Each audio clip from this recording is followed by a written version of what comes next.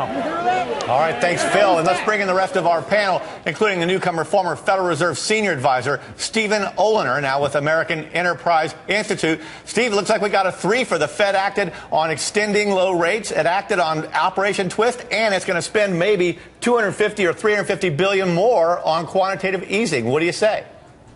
Yeah, this was a really aggressive action. They not only acted both on quantitative easing and on extending the language, but they went all in on both scores.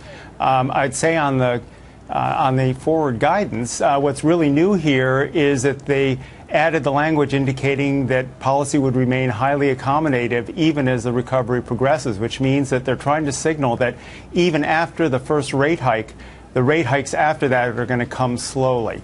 Then on the QE side. Okay. I want to bring in Scott Martin here to talk about this market reaction, Scott, because obviously we're seeing, now we're pulling back a little bit. We were up about 74, 75 points. Scott, now we're back down to 30 points. Is this just the market getting what it wanted? Is there something in the statement that they're now saying they don't like? Talk to me.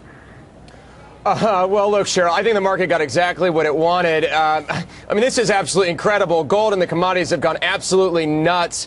And so you're seeing people pile into that trade. But, Cheryl, you know, they talk about something that the Fed said. They said, we want to help keep mortgage rates low. I mean, why do mortgage rates need help staying low? They need to adequately reflect the risk that's in the mortgage rates. You can't just take those rates down and just say, hey, everything's okay. You don't worry, you have to take risk on it because the rates aren't high. That's not good. The long-term extension of, say, Operation Twist is not a good idea in my point because, look, the bank model, borrow short, lend long, that's getting absolutely crushed. The yield curve is so flat you basically can't even see it. By the time that starts going up as far as long end rates, my daughter might be graduating high school and she's 2 years old right now. Peter Schiff, the Fed gave us a 3 for you must be horrified. First of all, it's not the gold market that's going nuts. It's the Fed. I mean, this is an Operation Twist. It's Operation Screw. You know, and if you don't want to be left twisted in the wind, you better buy some of that gold before it gets a lot more expensive. I think this really maybe is the final nail in the coffin for the U.S. dollar and for the U.S. economy. The Fed is living in a fantasy land if it thinks more printed money is what we need to revive the economy. What we need is to revive the economy, is to cage up the Fed. Interest rates have to go up. Mortgage rates are too low. They have to be allowed to rise. If we're going to keep on printing money and artificially suppressing interest rates, we will destroy what's left of this economy. And, you know, listen to what the Fed is doing.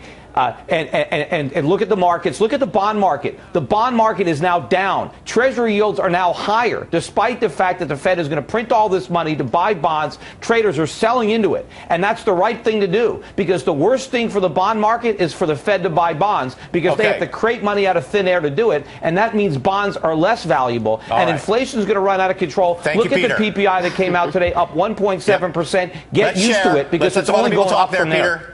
Okay, Cheryl. Let me bring in Sam Stovall at this point, because, Sam, one of the things that Mr. Bernanke said in his Jackson Hole speech last week, he said that bond buying could help unemployment. We're at 8.1% right now. Obviously, the employment picture is still in a very bad direction. Did anything that the Fed did today, Sam, in your mind, is that going to help the unemployment picture at all? Well, certainly not directly. I think by just making rates as low as possible, trying to pump as much liquidity into the market as possible, I think the feeling is that let's try to do what we did not do in the 1930s. Let's do what Japan did not do in the 1990s. Let's try not to make those same mistakes. Maybe we're going to make new ones, but still, I believe the feeling is that the Fed is trying to cushion the blow that the economy will likely experience when the Congress does not get together and avoid falling off of the fiscal cliff. So it's building up the mattresses before we fall out of that window. James Leventhal, you know, some people said half a trillion we needed. Cheryl was thinking maybe 700 billion. Now it's only maybe at most 350 billion extra. Is that not enough? Well, I'm sorry, I interpreted it differently. I saw it as open-ended, which, by the way, is leaving nothing in the bag, frankly. So what I think Ben Bernanke has done here is say, listen, markets, the economy, I'm giving you everything I've got. Now I'm exiting stage right, and let's focus on what the real problem is. The real problem is the fiscal cliff that we're 3 months away from embarking over the edge of. So he's saying, look, stop focusing on me. Congress, get your act together. Let me get Steve Oliner's reaction to that, because is that something different, Steve, in your opinion? I mean, is this kind of a new style of decision that we're getting from the Fed, a new plan from the Fed that we haven't seen before? Well, I think the Fed this time out was really trying to give it everything that it could. And by making the MBS purchase program open-ended, they've really done that.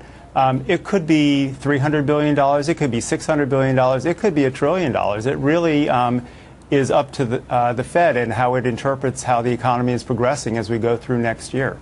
Scott Martin, did you expect it to be open-ended like this? I didn't quite pick up that angle there. No, Dennis, that surprised me, and it almost is like Ben Bernanke called Mario Draghi last night and said, hey, what should I say? And Mario said, hey, just go open-ended, go unlimited, and we'll be good. So look, it's again this whole global coordinated effort, Dennis, that I think, you're starting to see these guys step to the same paces now, which is, again, good for equity markets, good for asset prices. But I agree with Peter. I mean, the long-term consequences of this could be dire because we don't have any real economic growth supporting it.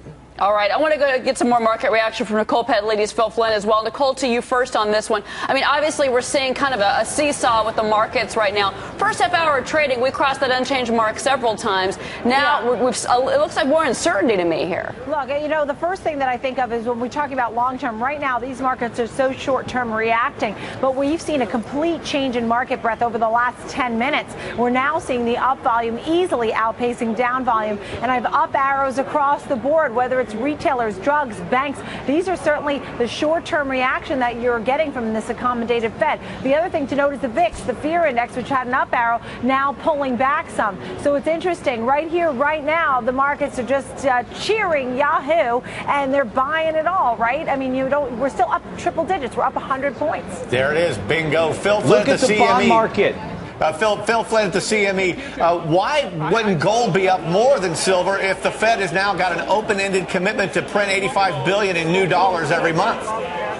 It seems like every QE cycle that silver has a tendency to lead because it's a poor man gold. You'd rather buy 5 silver than 1 gold, and that seems to be the mentality when you get this surge in the market. But I think why we're seeing all this volatility, I think there's some confusion what the Fed means. Is there a limit at 380? Is it open-ended? We don't know. The one thing I do know is they are sending a message to bond vigilantes. You want to step in front of the Fed, you're not going to know. This might not have a regular schedule like previous QEs. They may hit the market at any time and at will. So that's another thing you've got to be very careful of. And we have to find out more when they have the speech today, how they're going to implement this and what the limits are. If there's absolutely no limit, gold and silver should be a lot higher than it is. Let me take something to Peter Schiff. Look at the bond market. Peter, hold on. I'm coming to you. I don't have a lot of time with you, but listen to this. $40 billion per month. This is something we have never seen before. And they were talking about the bond market from the pits. What's your reaction to that? Peter? Well, the bonds are getting clobbered. Look at them. I mean, QE3 is a failure before it's even launched. The Fed is all in, and they don't care. They're selling bonds. They're selling the dollar. This is a vote of no confidence in the Fed. The only jobs we're going to create is for prospectors looking for gold, because that's what everybody in America is going to have to own, because no one's going to want to own dollars, and no one's going to want to own treasuries or any bonds denominated in dollars, because the Fed is going to destroy the currency. It's not going to revive the economy, but it will destroy the currency, which will destroy the economy in the process. Sam Stovall, people say QE1, QE2 didn't work. Will QE3 work? Well, I think that it's off to a pretty good start with the equity markets, but it's questionable with the bond market. I think, as Peter brought out, that maybe what the expectation is, we could see an increase in inflationary expectations, and that's possibly why bond prices are coming down. And that as a result, I think investors are going to say, I'm going to pull my money out of bonds. Where am I going to look for a better alternative? And that could actually end up supporting equity prices in the near term. All right. Thank you very much to our entire all-star panel. You guys did a great job. We appreciate your time and your insights. We had Cheryl? Sam Stovall, Scott Martin, James Lebenthal, Phil Flynn, Peter Schiff, Nicole Petty. Guys, thanks to all of you. We really, really appreciate it.